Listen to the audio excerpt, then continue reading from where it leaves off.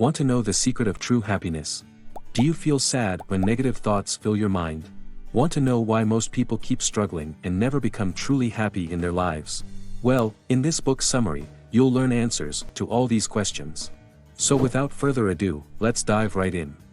Lesson number 1: Most people have wrong ideas about happiness. The author says that most self-help books work on the idea that you should be happy all the time. Unfortunately, after reading this book I realized that happiness isn't normal at all. Happiness is an excited state where you have lots of happy feelings and thoughts. But they are not perpetual. Sooner or later, those thoughts either vanish or get replaced. And happiness wears off. In fact, running after happiness can be troublesome. The more you run after it, the harder it gets to actually be happy. Let me explain. When you try to be happy, you want happier thoughts to fill your mind.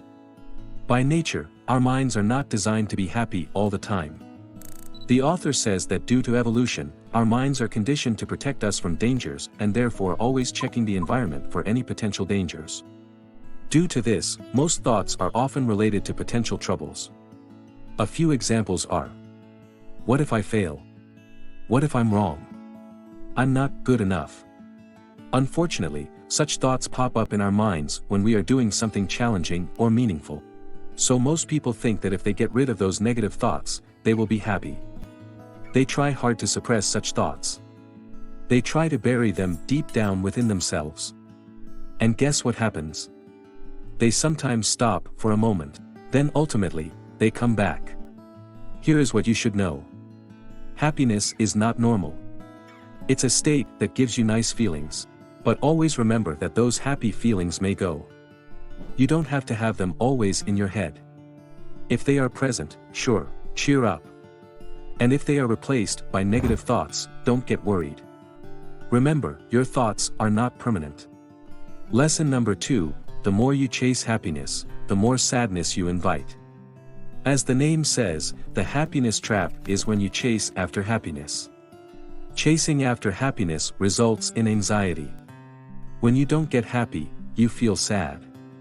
The sadder you feel, the more the negative thoughts in your mind start controlling you. It's a vicious cycle that can only be broken by giving up. Yes, you may have heard motivational phrases like "never give up." But in this case, the sooner you give up, the better. The only way to become happy, according to the author, is to stop running after happy feelings. Okay, so why is it that people chase happiness even when it's bad? Short answer: conditioning. People have been conditioned to think that if you are not happy, then there is something wrong with you. Or in other words, every person believes that he must be happy. Lesson number 3: you can't control your thoughts and emotions. If you pay attention to your thoughts or you are mindful enough, you will realize that no matter how hard you try, you can't control your thoughts. Don't believe me? Try it yourself. Do this.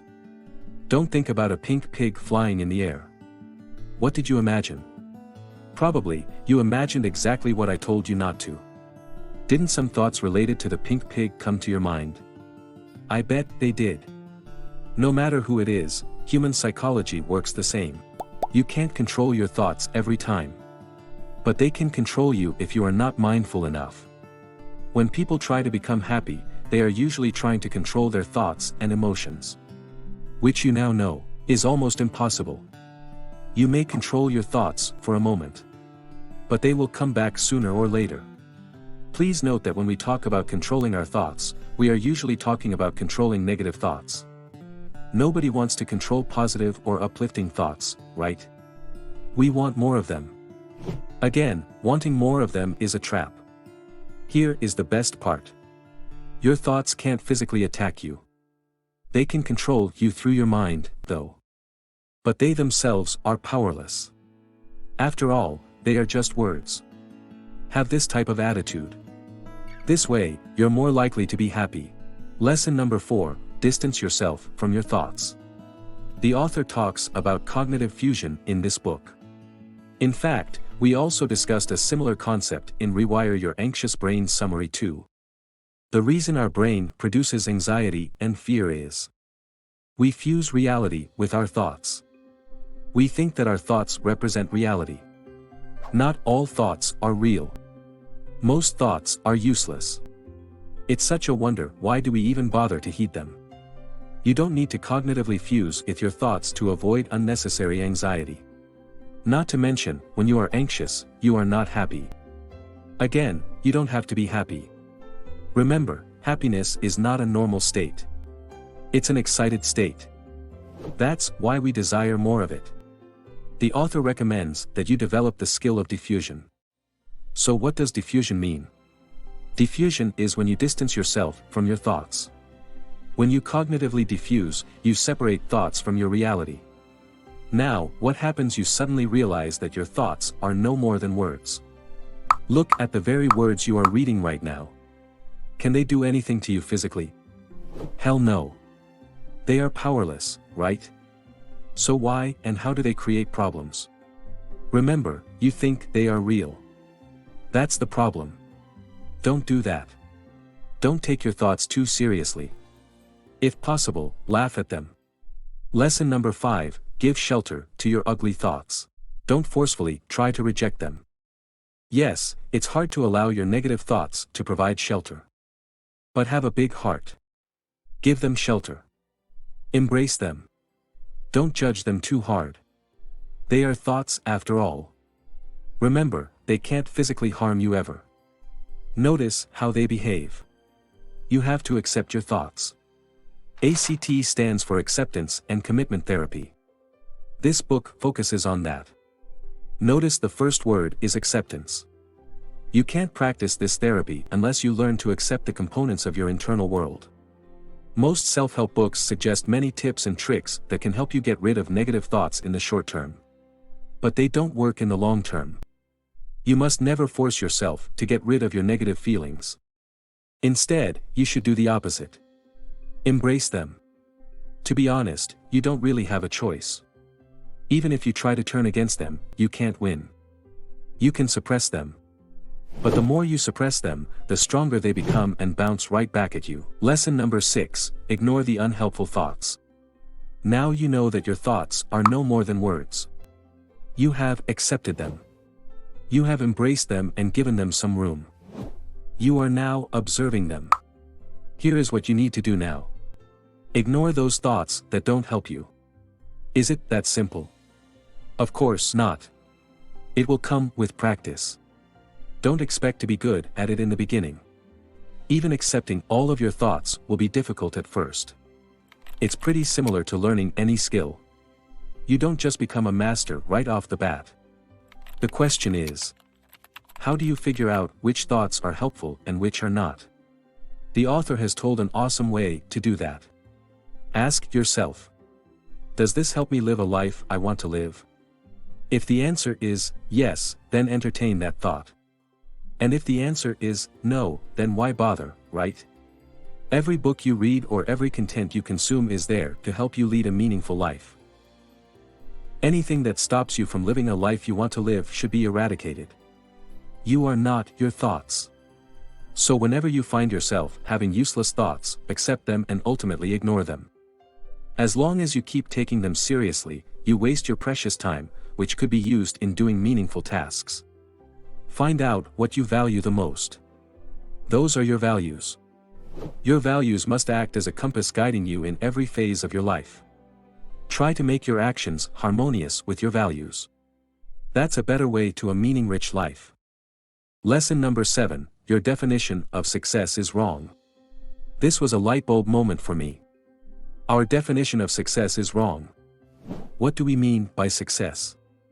Normally, when we say a person has become successful, we mean that he has got many achievements. We think we are unsuccessful because we have not achieved anything big in our life. Or to be more precise, if someone has gathered lots of power, wealth, status, love, etc., we call him successful. Now think again. Who told you this definition? If you dig deeper, you will find out that these definitions of success are given to you by the people around you, society, or the people who appear on social media or television, celebrities. If you live your life by this definition, chances are you'll always desire more. You will want more money. You will desire more happiness. Look, I'm not saying that you should not desire anything. But when we are always craving for more, we start craving more happiness. We start thinking that craving more happiness is normal. You think, everybody is doing it, so why shouldn't I? But look where it leads you. Never-ending suffering.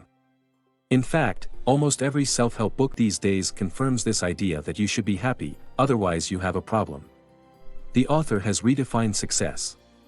If you are living your life by values, you are successful. Don't you feel lighter now after hearing that definition? As long as you are guided by what you truly value, you are a hell lot successful than people who are living a life that doesn't mean anything to them. Maybe they have a high status and power. But if they are not guided by values, they are not successful at all. The idea is not to stop you from having achievements. The idea is to prevent the vicious cycle of suffering. When you go by the old definition of success, you never become truly happy. There is always something more you can achieve. Which is a good thing. But it also comes at the risk of developing unrealistic standards, like always trying to be happy. Happiness is not normal. Neither is suffering. So expect both of them. Set the right expectations about life. You know, when you ride a roller coaster, you experience both highs and lows. Life is like that too. You'll be happy at times. Also, you will find times when you struggle. You are the sky who witnesses it all. Although the author says that the ACT doesn't derive its ideas from spirituality or religion, we can still draw parallels. The author shares an analogy that who we call I is the observing self who sees everything but doesn't interfere. Our observing self is like the sky who keeps watching the clouds as they come and go. It's always there. Spirituality also talks about this same idea. Our true self is our observing self. It is perfect and limitless. The closer we are to our true self, the better we can handle our thinking self who is always producing thousands of thoughts, most of which are useless and create anxiety issues. Remember, you are like the sky. The sky is always the same. The only thing that changes is the weather. Sometimes, it gets cloudy and stops the sunlight from reaching the earth. While the other times, it is clear and sunny. Your true self is like a sky. It doesn't change. While your thinking self is like the weather, it keeps changing. Just like the weather, you don't have any control over it. So let it be and stay close to your true self. There you have it. If you enjoyed this video, smash that like and subscribe button. And if you want to read the full book summary, visit WizBuskOut.com and sign up. It's truly free. I also recommend that you read the book to build your own understanding about the concepts we discussed in this video. I've put all the links in the description below. Also, comment down your 2 biggest takeaways from this book summary. I read and reply all the comments. Thank you for watching.